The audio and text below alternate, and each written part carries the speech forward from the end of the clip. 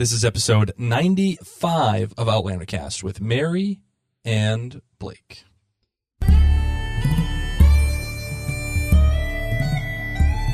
All the way from Cranston, Rhode Island, welcome to Outlander Cast. It's a podcast dedicated to the show Outlander on Stars.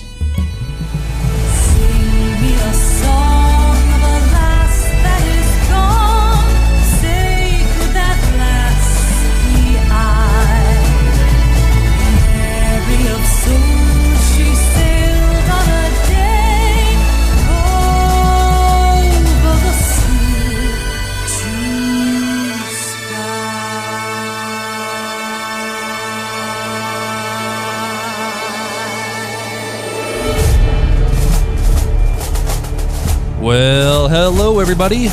Welcome. Today I am your host, Blake Larson. I'm filling in for my darling wife, Mary. She has been taking care of my children because they are sick, and I have been sick because of my children. But today I am extremely, honored to present to you an amazing conversation that I had with a spectacular man. His name is Stephen McNutt, and you should know him because I fawned all over him for many a season of Outlander, and spoken about him at length, about his cinematography and the job that he has done for not only Outlander, but also Battlestar Galactica. And it's a fantastic conversation, and I've likened it to what I consider nerd porn, pretty much, which is basically if you really love the ins and outs of filmmaking and what it takes to be a cinematographer, what a cinematographer does, how he works with the director of a television show, and so on, then you are going to absolutely love this talk. So, without further ado, I present to you this amazing solo chat that I had with Steve McNutt.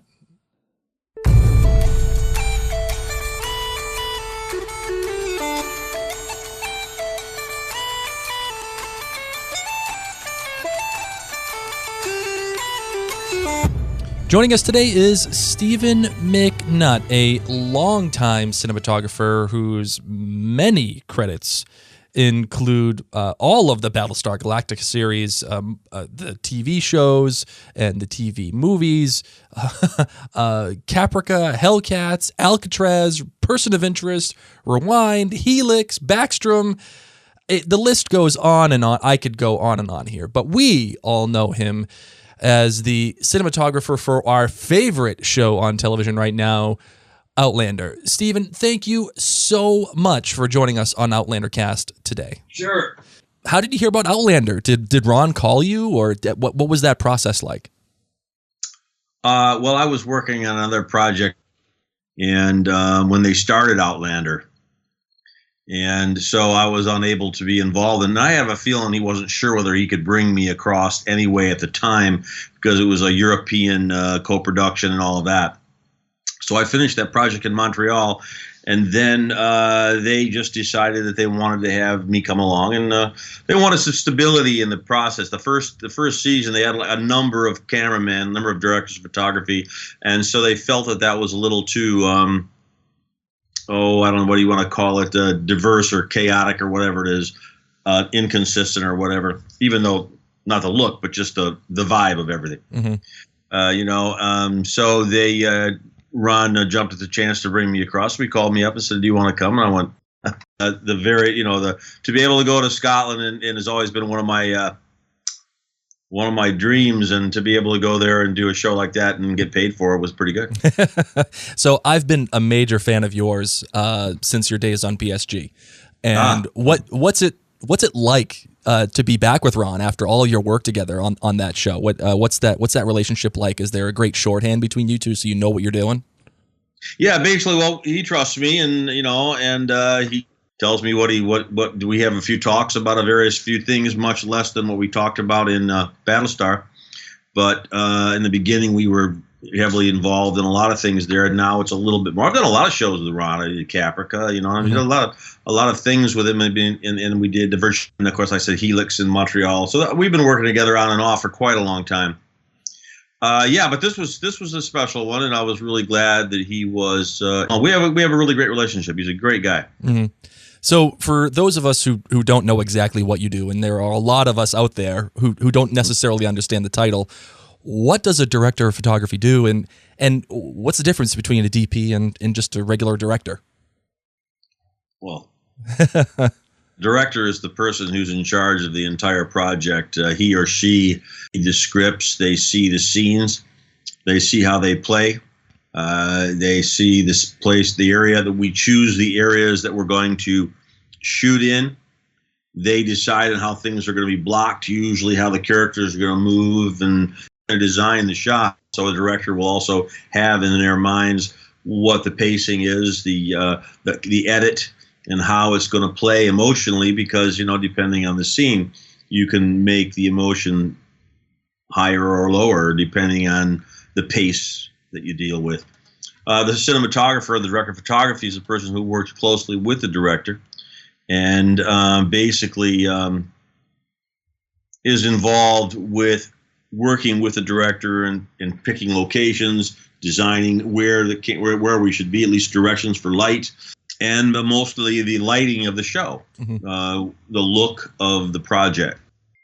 Total support of the director helps them figure out how to get it done efficiently, and hopefully supports their ideas, and basically does the lighting in the show. Right. So how do you achieve that look with the different light? Is it just different cameras lights that come in, or do you have to work at specific times to achieve certain looks? Like, I know you say you work on lighting, but like, what goes into that, and how do you design that? You'll always try to pick a certain time of day if you can when you're working exterior. Mm-hmm. But yes, every location, every scene feels different. Like, you know, in the room you're sitting there right now, I mean, it's pretty much a day-lit basement or whatever in room. Mm-hmm. And so if I was going to light that, I would bring a source probably in from the outside. Mm-hmm. And then I would come into the room, and then that would fill it up. And then I would bring in smaller sources or whatever to accent you if I want to, and to create a balance and a shape to your room. Mm-hmm. So, yeah, that's and everything in a situation like Scotland, you in that time period, you only had, you know, daylight, moonlight, and fire. So what are the challenges that you're facing on Outlander to get the shots that you desire most? Well, I think basically it's time. Mm-hmm. You can't often decide on where you want to be. Like in a lot of motion pictures, you look at The Revenant. Now, The Revenant, they pretty much had to choose the proper time of day and the proper light in order for them to shoot. Mm-hmm. I don't know how much they stopped working or went away and did something else or called it a day, but we can't afford to do that on a television show. Mm-hmm. So you pretty much that's a big challenge is the light itself. If you start with a cloudy day and all of a sudden the sun comes out, it really changes the texture of the show, and it's all intercutting, and it makes it feel a lot different. The weather obviously is a problem because it's just very, very erratic over there, mm-hmm. and which is the part of Scotland. But I think it's just pretty much trying to work the schedules out, mm-hmm. and getting there and getting all the stuff to create that world with such precision. Yep. And they do a great job. So what does a typical day in the life of Steve McNutt look like in Outlander? Well, it depends, obviously, but usually it's quite early in the morning. And, if we go out on a location, I have a driver pick me up, and I go with the director, and we travel in the darkness or whatever toward where we're heading. And we just chat in the morning about what we're going to do during the day, try to rethink some of the things we've talked about before when we scouted the locations. And when we get there, we have a little bit of breakfast and sit in the AD truck and wonder when the sun's going to come up bright enough for us to start shooting. And then we get everybody together in a crazy ball, and we start rehearsing. And of course, Sam and Kat are always there, and everybody's always there on time. And They're raring to go, so it makes it a lot easier. And we work it out, and it becomes the scene. It starts from nothing. They read the papers. They read the scene. It's usually, let's read the words. They all stand in a circle. They just read the words of the scene and just kind of get it warmed up. And then they say, okay, well, let's start putting this thing together again here now. And Sam, you might want to come and start over here. And Kat, well, she says, well, I might want to do this, or what do you think? And they start discussing the flow of the scene, how it influences the way they play a scene, because I don't know how they do it, but they do a good job. Mm-hmm. And in terms of acting, and so then it just starts coming alive. We bring the cameras out, we look through an eyepiece or whatever, and we through a director's viewfinder or through a digital iPhone viewfinder. We start looking at what we want to do and how we're going to lay track. Are we going to do? If we're going to use a crane, we already know that, so that's probably in place. It just depends, and so it grows like that. Mm-hmm. And then next thing you know, it's you're rolling sound and you're rolling camera, and we start making the show. Is there an established look of the show that you have to adhere to, or like I know for BSG you did a lot of like gritty. Mm-hmm. It felt almost granular. For this show, it feels a little bit cleaner. Is that because that's what Ron wants, or are you allowed to do your own artistic license when you're designing your shots? Well, Battlestar was a whole different ball game. That was kind of like one of the very first digital shows, mm-hmm.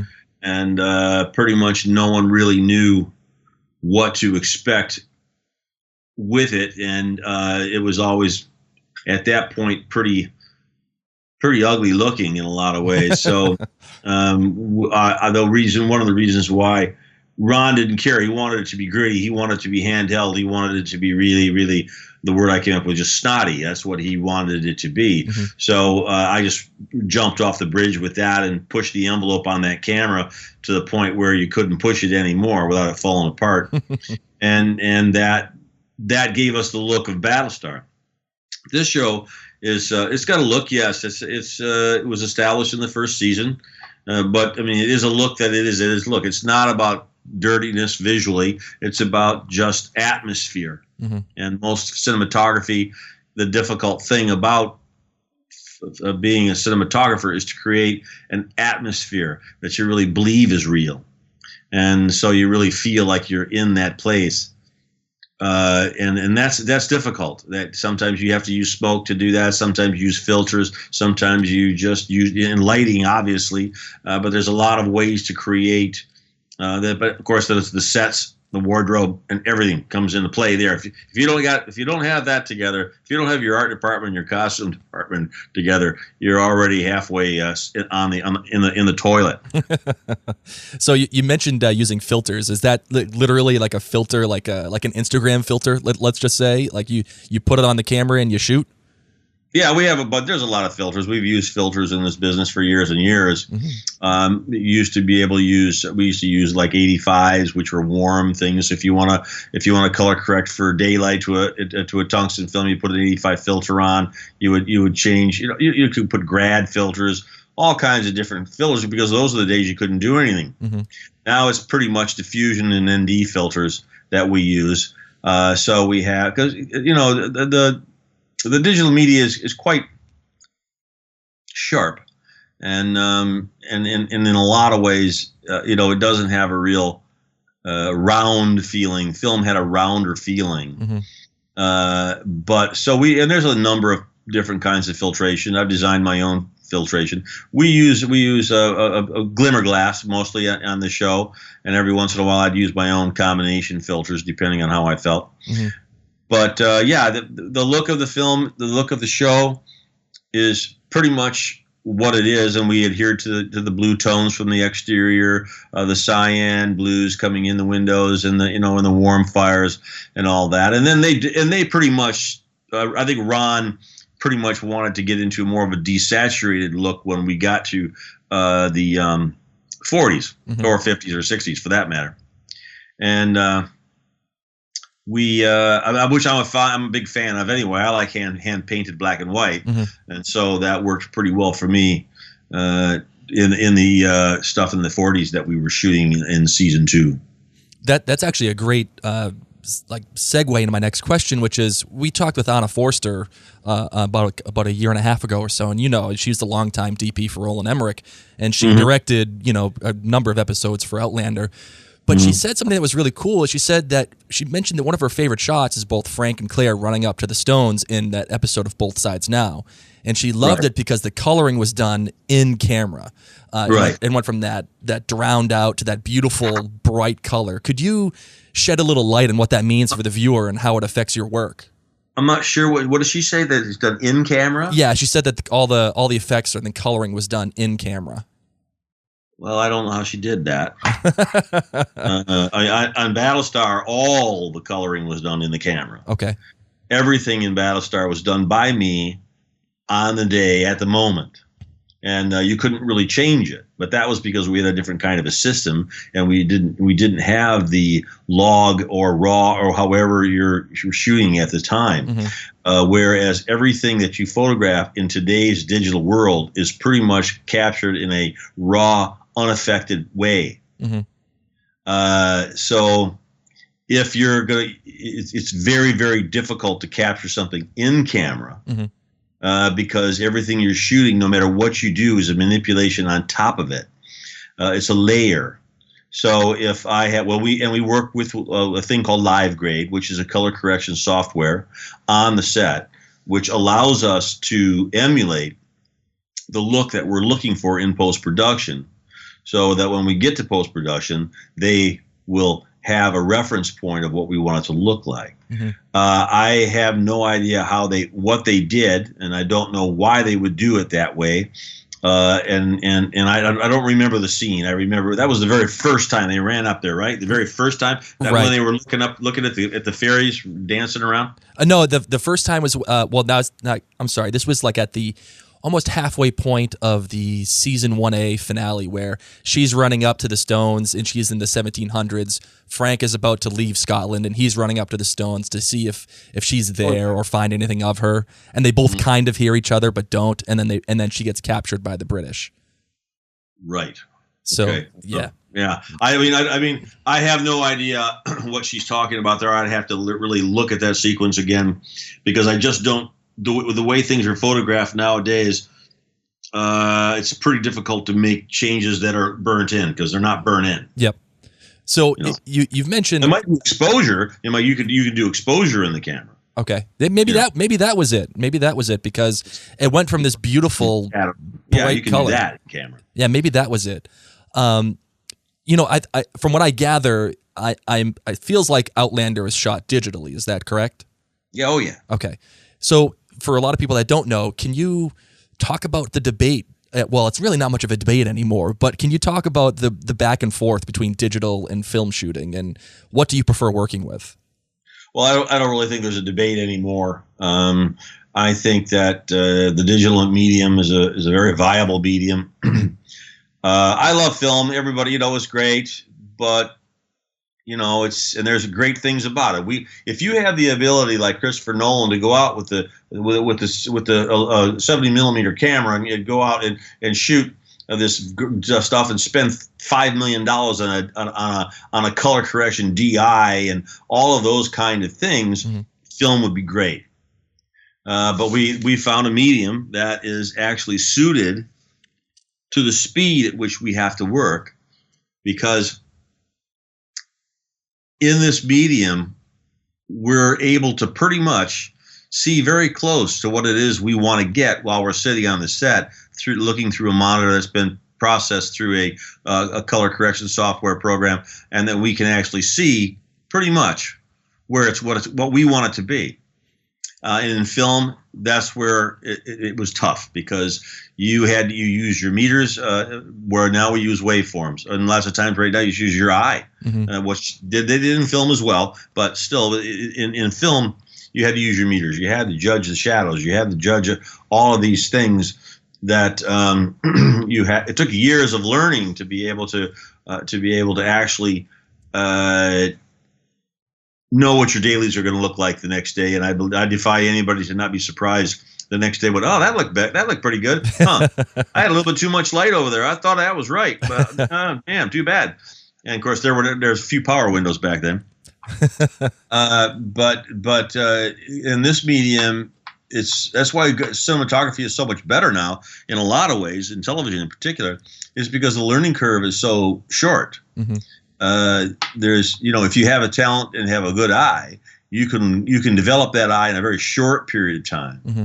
Where in film it took a lot longer. I don't know if this has answered your question, but to me, there's no debate at all. I much prefer shooting the digital world in what I'm doing. It makes my world so much easier. The days are harder as it is, and and when you go home, you know what you got, and you pretty much and know how you're going to talk to your colorist. Right. I mean, I already know that if I can't bring that wall down because I just don't have the time to bring the shape to shadow it, I say, okay, make a mark on this thing. Well, when we in post, we'll put a power window up there, and I'll just shade that around there because I can do that there. Yep.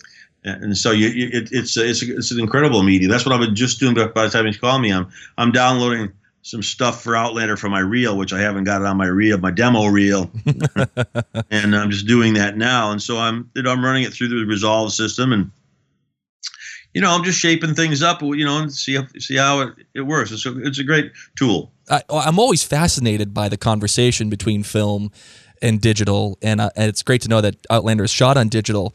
But I watched this great documentary by Keanu Reeves. I'm not sure if you've seen it, the one called Side by Side, and it has that debate between film and and digital. And there was this great part where I forget who it was. I think it might have been Wally Pfister. He was saying how he's always nervous when he gets the dailies in, and I heard you say that word dailies as well. Because you just don't know what's coming. So could you explain that term dailies for us and what that means? Okay, well, dailies are all the footage that you shot the day before. Mm-hmm. Imagine, if you will, you're looking at the set. You have your meters out. You turn your lights on. You meter their face. You meter the shadows. You judge a lot of the stuff by eye, and you have a monitor that you're looking at. But most of the time, the monitor is pretty bad. I mean, at least in my day, it was pretty bad. So you didn't have that incredible crispness that the HD does. So you're looking at it, and a lot of it is, feel and not knowledge. So what dailies is the footage that you shot the day before. Mm-hmm. That's what they call them, dailies. So tomorrow morning, what we would always do is we would get our dailies in the daytime, and we'd also have a report, and if something was good, something was bad, or whatever. And then in the evening, we would go, if we were out on location, we'd go into a place and we'd sit and watch dailies as a crew. And we all, would just watch it. It was great. So, but like I say, you go onto a set, and you think you're doing the right thing. Of course, you've got so many things you're thinking about. You're thinking about ratios. You're thinking about ASAs, the speed of the camera, NDs. You have to decrease your meter in order to balance with all of these things. So you're actually working within the right parameters. And lots of times when you expose things, you do it intuitively, and you go, well, I sure hope that turned out all right. And then tomorrow morning or whatever, you look at your dailies and you see that turned out well, or shoot, I shouldn't have done that. Mm-hmm. And that's basically what it is. So now that digital has pretty much overtaken film, except for like J.J. Abrams and Christopher Nolan, who you already mentioned. Right. How has your role as the DP evolved? I know you said it's made it easier, but you don't have to worry about those dailies, and you don't have to worry about like, oh my God, I hope I didn't screw that up. Right. You said you can make changes on the fly. What else has evolved for your role as a DP?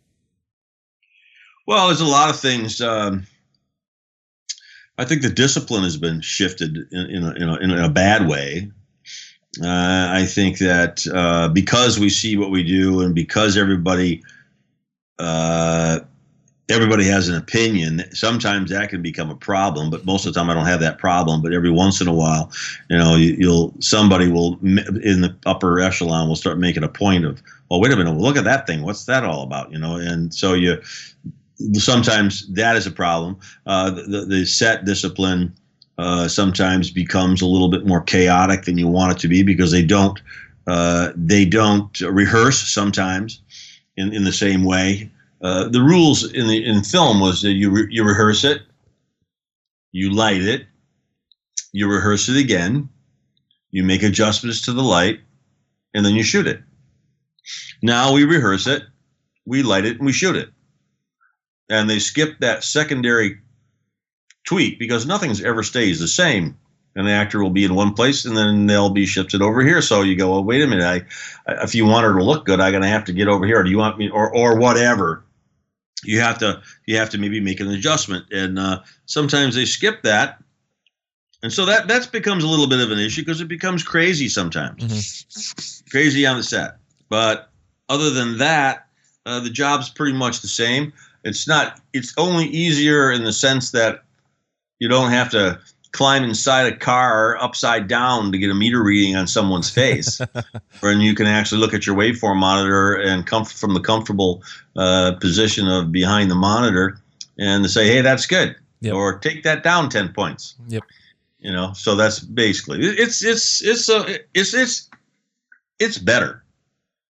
But you have those conversations with the director, obviously, like, hey, I know this is going to work. He doesn't necessarily have to, in quotes, trust you the way that he would with the film, I imagine. Now it's just right in front of you. So that's right. So what happens when the director says, that looks like crap, and you disagree with him? What does that relationship work like? I don't. Luckily, I haven't had anybody say that. Okay. That it looks like crap. I've had people say that looks too dark, or that's too. But can you take this tone? Then you start saying, well, wait a minute. That's only. I mean, I've only had a couple people ever say that, and a lot of times they say it while you're lighting, before you're done, and then you just say, well, just sit down for a little minute, and I'll show you what it's going to look like. But that not obviously it can be a problem if they don't like it. What do you do? I mean, you say, if someone says, I really hate that, I don't like that at all. Okay, well, tough. There's not much I can do about it now. I just haven't had that problem, thank God. I've had discussions on tone, and we want to, because again, you don't have enough time sometimes. So someone stands in the back room and suddenly they make a move during rehearsal that we didn't have after we were ready to shoot, go right ahead and shoot. And then that person stands in the wrong place and they're shadowed. And so someone's standing in front of them, what they weren't standing in front of them. And sometimes they got to move just a few inches to get out of that light. And it's a very difficult thing when you have numbers of people. And you say, okay, well, they might lean over and say, hey, Steve, don't you think Charlie over there is a little dark? Yeah, I do, but we never rehearsed it again. We're just shooting. Therein lies part of the rub. We'll rehearse it, we light it, we shoot it, and there's no adjustments. And so that kind of stuff does happen. But for the most part, directors know who they're hiring, and the producers know who they're hiring. If you hire a guy to do, or a gal to do, to be the director of photography on the series, most likely they've got a history of being able to do the job. So there's not too much trouble there. And then the directors that come in, they're guests, so they can't say too much. But if the director's going to hire a DP, usually they know enough about them to say, okay, I think this is okay, and then you don't have that issue. I just don't. I've seen it happen in film, and that's because you can't see anything. But what's that process like of getting to know that director? Like, I know you've worked with different directors on the show, and is it a different shorthand between you two? Is it like just a get to know process, or you're just in it and that's the end of it? Well, it depends. Most of the time, it's a little more tenuous because, especially because you don't know them, right?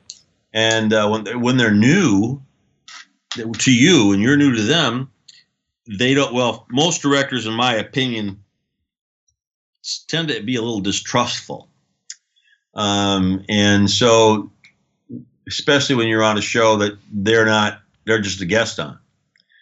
So you come in and work with them, and they feel a little distrustful. But after you work with them 2 or 3 times, suddenly, you'd be friends. Like this happened the other day. I did a day's worth of work with a director that I knew.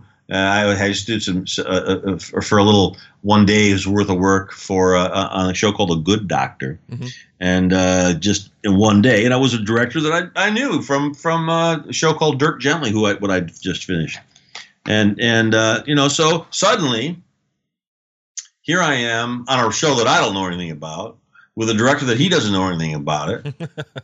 And I walk in there, I'm there, he's there. We look at each other, we smile, and we say, "Let's go." Mm-hmm. And so, I've suggested shots. I suggested maybe we should pick up this pickup. Thank you, that's great. There's no questions anymore. You're not there to sabotage anything. All you do is try to do the best job you can to make their show as good as possible, because they're going to get credit for everything, mm-hmm. and that's the way it should be. So I can't imagine it's like this on Outlander, but let's just say your first episode that you did, I think it might have been 201, was it? I'm not sure. Yeah. You just walked on set and there's the director and that's it? And then, no, we had 5 weeks of prep. Oh, okay, good. All right. Oh yeah, no, we drank a lot of beers and went to a lot of dinners. So yeah, no, by the time we got there, it's still the same problem that even with that particular director, who I think is very, very, very talented, there was a little distrust in the beginning because, again, they're British. They have a little different type of working ethic. They work very closely with the operators, mm-hmm. and the director of photography is usually the lighting cameraman. I come from the United States, and our history is that we, as directors of photography, are involved in both sides of that coin. Mm-hmm. We choose what, with collaboration, where we use cranes, what lenses we might use, how we might want to cover this thing. And that was a little bit of a rub in the British system with me. And I think most North American cinematographers have a little bit of an issue with that, because suddenly you're there and the director's talking to the operator about the design of the shot, and that I wasn't really quite prepared for, and I think I found a compromise with them toward the end. I mean, I just brought the operators in, and then we all worked on it together, but I didn't want to step on anybody's toes. But that's part of the system. I don't like that system very much. Mm-hmm. But that's so there with Metin Hussein, who great guy. We got along famously, and I think the show's turned out great. Mm-hmm. So normally, the director goes to you, and you go to the camera operators in like the North American system. Yes and no. But that's the part of the reason why sometimes it's good, sometimes it's bad, depending on the speed at which you're working. We are doing television. And you say, okay, well, listen, I don't mind. Let's just talk about the blocking. Let's talk about what kind of coverage we're going to get. Let's talk to the operators. Okay, we'll start with a long slide across this room, and then what we're going to do is we're going to pop in there, and then we'll do another little shot over here and over here. Okay, is everybody happy with that? And everybody was happy. Then I let the directors just say, go ahead, just talk to the operators. You guys just fine tune it, because I got to do all this lighting in a matter of time. So it's a kind of a combination with me, which I find to be useful. Their system in the end, or at least what they have done in the past, is just there's just two different departments. Mm-hmm.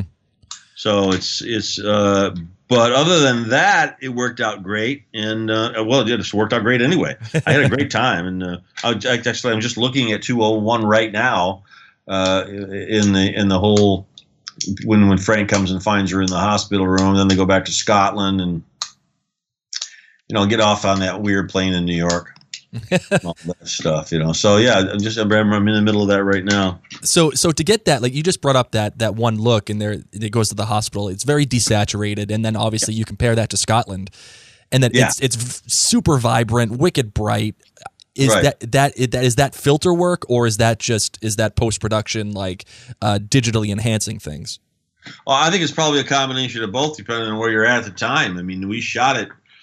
Well, the desaturation stuff is all going to be done in post-production, mm-hmm. Even though we'll do it on set through the live grade system.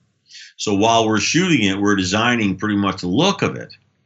But again, like I say, it's just an illusion, because underneath that layer of image is the actual raw, untreated image that is given, which you have the latitude to turn it from night into day sometimes, because it's like that's just the way that the system works now. Mm-hmm. And so that, yes, we did that. And so when we're lighting and when I'm working on it, I'm looking at those textures and I'm using those textures. And like on Battlestar, I would actually saturate. I'd saturate colors and faces and clothing and other things, and in a thing called a multi-matrix. So you do that here in post-production with, filters. And so, yes, on set, but mostly done ultimately in post-production and under the supervision mostly of the producers now. And so that's another thing where the cinematographers are starting to lose control of their work at times. Mm-hmm. So and then of course Scotland, we shot it just normal. We color corrected it and we saturated. Sometimes we put it in a little bit more saturation. I always like to use certain kinds of filters at night and filters during the day. But again, any saturation or any vibrance or anything special, most of the time is going to be happening in post-production. Mm-hmm. So we talked about a pretty broad spectrum here for digital and film and filters, but I kind of want to get down to a more specific part for Outlander, and to get a really good example for the listeners. I know you did work on 302. So what are some of the things that viewers should keep an eye out for? And let's just take 302 as an example. Like what are some of the things that you directly influence when it comes to an episode, and what should they look out for to say, oh, that's Steve McNutt, that's the DP work, and he did an awesome job? What that was 30, that was last week, right? Yes, it was. It was Surrender. Surrender. And that's when the boy gets his hand cut off? Yes. Okay. Well, again, most of the time it was choosing the proper time of day to be able to get the feeling of when Jamie's in the woods with the bow and arrow and the boys running, and we talked very heavily about the pieces of him going through the water to build up a little bit more of a time frame of where he lives. And I still think that could have been a little bit more elaborate, but in terms of where he, suddenly he's living in the cave. I didn't get the sense of that myself, but in any case, that's basically what that was. Yeah, I mean, other than that, I really don't know. There's just shot ideas, There's just shot things that you could do. Like we didn't have any time, but it isn't going to relate on me. I mean, the look of the show is the look of the show. Yeah. That's a different one, a little bit more difficult in some ways because the season as it starts out is a little bit more staid, a little bit more talky, a little bit more not as traveling, which makes it more. I don't know. I like the mud myself. But in any case, I'm just trying to think. One of my favorite things was the Dukat, the kids in the beginning going and finding the gun hanging up in the thing. That I felt very proud of that whole sequence there when they come down and from Lollybrook and well, I got a really cool shot. I got this shot of Lollybrook, even though just off to the right. Well, you couldn't see it with the camera, but just off the right there was a full rainbow. It was very cool. Oh, cool. Yeah, and I took a picture of that, but we couldn't get it. We didn't have the right angle. But that sequence, I thought I was very proud of. Most of the stuff there is, but it's a rehash of the same thing. I mean, for us as cinematographers, you go, okay, you've got fire, and I enjoyed, and also I enjoyed. The Jamie holding the baby in the is this the same one? Yeah, Jamie holding the baby in the hallway when the soldiers were in there looking around, and I enjoyed that a lot in terms of the look of it. But other than that, I'm not sure anything different. Anything. I didn't consider it photographically to be anything special at all. Okay. Other than just looking nice. Do you have a favorite scene of Outlander that you've done that you think was photographically significant? That when you think of Outlander, that's what you think of? Yeah, it was probably the hospital where Claire loses her baby, and that whole section there, that whole what do you want to call it? Time. Of her in the hospital and and working there and then having going to the duel and then having the miscarriage and the blood and the whole thing and that whole section, that whole episode I really, really liked a lot.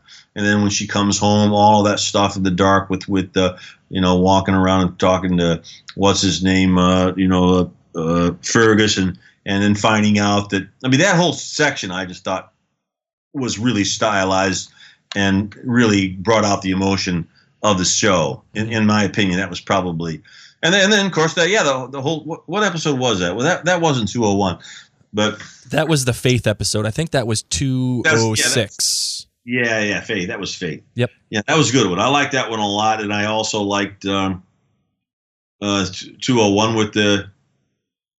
when the whole thing of him coming in. I tried to make that as stylish as possible with the lights and the heat of the sun, and him coming in to finding her in the bedroom, and she's kind of all alone there, and I like the section when he walks up and sees, and she's invited him into the room at night, and all of those things I really, really like a lot. All the stuff at Wakefield's place. But yeah, I don't know if I'm answering the question at all, but I just, I think most of the stuff looks pretty good. When you mentioned the word stylized, what do you necessarily mean by style? Just a different kind of light that you're using, or what do you mean by that? Yeah, well, sometimes I don't even know what the word is, because stylized in the Battlestar is really stylized, and this is just stylish because you're choosing particular angles that give sharp shadows and edges, and like when she's talking to Fergus and he starts saying, I didn't know he was going to go and fight this guy. I didn't know he was going to do it. And she was, and she's leaning over, and the camera's looking right from the bed up to her, and she's got these two beads of light in her eye, and she goes, what are you talking about? What English gentleman? Of course, it's always blackjack, but it's you approach things a little bit more differently, and you just try to tell a story sometimes with, like I didn't like what they did in post-production. I'm changing that on my reel, but there was a sequence when Claire and Frank are talking in the bedroom in the morning. They talked all night long. He gets up, throws a log on the fire. He walks over to the window, and I let that window be just really hot, so that he'd walk over there and his face would just be just white, and because it was in contrast to the flames at night, is when they talked about it that were in. I always put the flames as Scotland and daylight and artificial light as the 40s, the present day. So you could separate the two, and then you could make one more dominant than the other. And so I was trying to do that, and and he walks up there. But what they did is what they call knead it down. I don't know why they did it. It really, when I saw it, I couldn't believe it, but they just dulled it down to almost like a gray. So in my reel, I looked at the material, I brought it up. It's just got this beautiful glow on it, because it comes from this darkness and this morning light. That type of stuff is what I consider stylish. So okay, so actually, you just brought something up that I didn't even realize. You designed a shot, and you just talked about that window with it being really hot and having Frank's face just be white. Right. But then they changed it in post-production, so you don't have any say in what goes, even though you designed the shot, you designed it specifically for the way that it's supposed to look, you don't have any say in how it eventually goes out to the public? Well, yes and no. I mean, it all depends on what you're dealing with here. Yep. It all depends.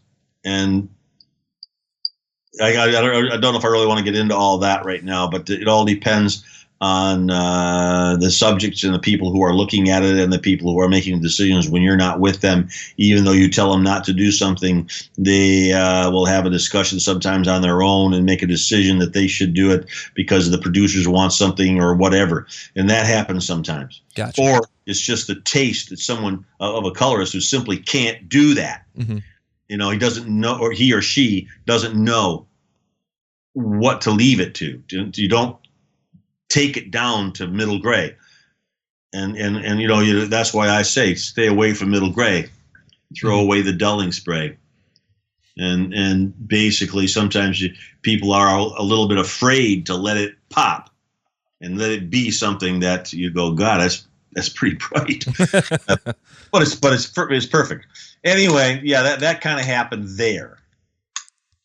And once there's nothing you can really do about it. It doesn't matter because the average viewer doesn't get it, they feel it. It's almost there anyway. But those are the kind of things that, like I say, we are having trouble with at this point in time. So my last question is a BSG one. I have to get it in. Okay. When you think of BSG, what's the one shot that comes to your mind? That one standout moment? God. There are so many of them. I know the one for me is when Lee is, the spoiler alert, Lee is there at the end and he's looking out saying he wants to just travel and go on with his life, and then right. and then Starbuck's not there anymore. She's not there anymore. Yeah. That's good. Yeah, no, I like that shot too, even though I have my own arguments about the ending of the show, as we all do. But yes, that was a wonderful moment, and there's a really eerie feeling about that. Mm-hmm. Very eerie after you got to know Starbucks so well, and suddenly she's gone, and that was a pretty powerful moment. In terms of shots, I just realized I really don't even know. I can't even put it in. I don't know. So what's the question again? What's that one shot, the one that you created in terms of lighting, that stylized look that you think of when you think of BSG? Well, one of the things I really, really liked was when Colonel Hogan was in a prisoner on the New Caprica or whatever it was, that tent city they lived in. And he had his eye was already cut out, and he was lying down on the ground, and it was extremely bright. There was script read extremely bright. And so I threw a xenon light on him. And what was really great about the xenon light, this one particular light flickered. And it's not supposed to, but it did. Because they're very delicate.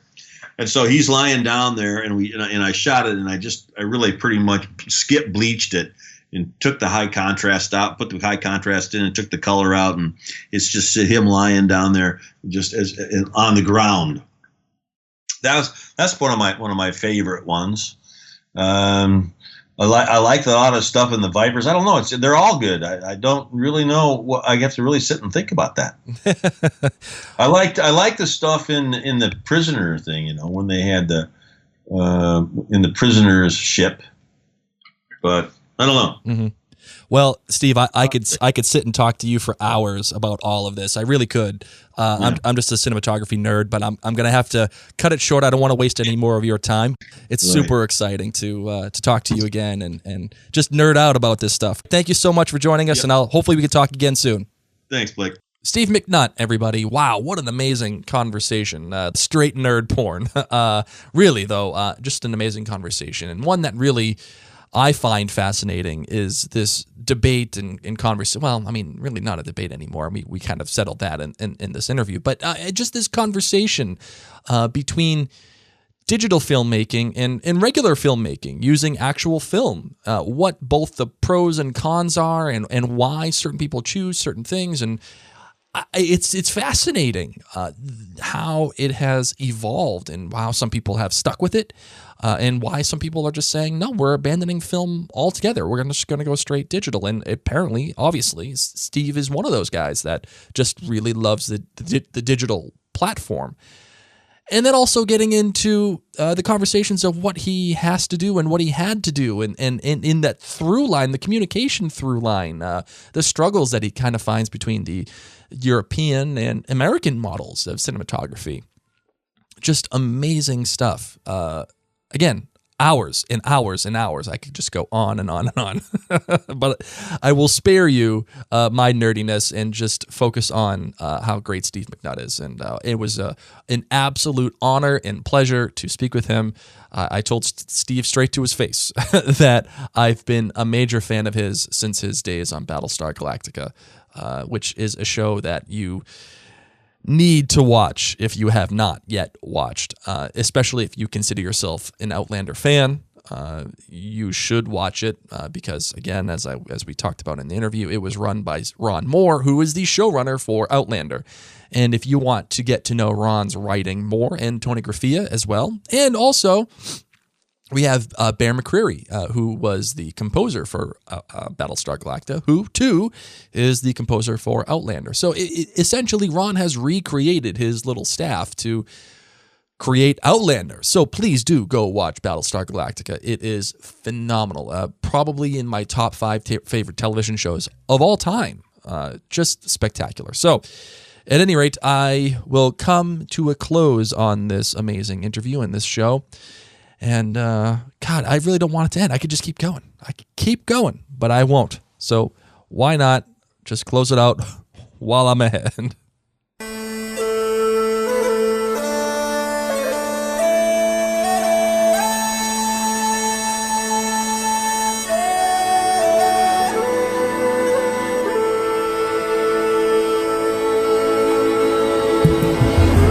You know, this is the second episode this season that I've had to do without my wife. And, you know I'm not a very good host, but I'm getting used to it. I'm feeling better about all of this. I feel better at running the reins. Nowhere near as talented as my wife, but I try my best. At any rate, guys, what I want you to do, please, if you could, is go to outlandercast.com and check out all of our great podcast episodes that we've had, including interviews like this one that we just listened to. And also you can check out our blog there, where it is written by bloggers from across the globe and edited by professional editors. And it's an amazing experience in the newly redesigned outlandercast.com. Please go there and check it out. Another thing I would like you to do too is tell a friend that this show exists, please.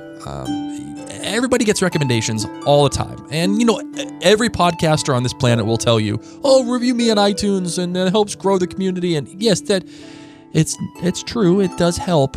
But the most important thing I think you can do, in my opinion, in this humble podcaster's opinion, is tell a friend that this podcast exists. Or for any podcast. If you have a favorite one, please tell people that it exists. That is how shows and communities like ours that we've created here with Outlander Cast grow. It grows by word of mouth. Like any movie you watch or any television show you watch, you always say, "Oh, dude, you gotta watch this. You gotta watch this show. It's amazing." Tell people that Outlander exists. Grow that community. You are just as responsible as we are in helping grow this Outlander world, this Outlander-verse. So please do so. One more thing I would like to mention too is I am doing a chapter-by-chapter analysis of the first book of the Outlander series, Outlander. Yes, I am reading that book. I started to, although I will never compromise this podcast. I will always be in the dark as it relates to when the show is airing for that particular series and that season. I'll never get ahead of the show. But as of right now, I am reading the first book.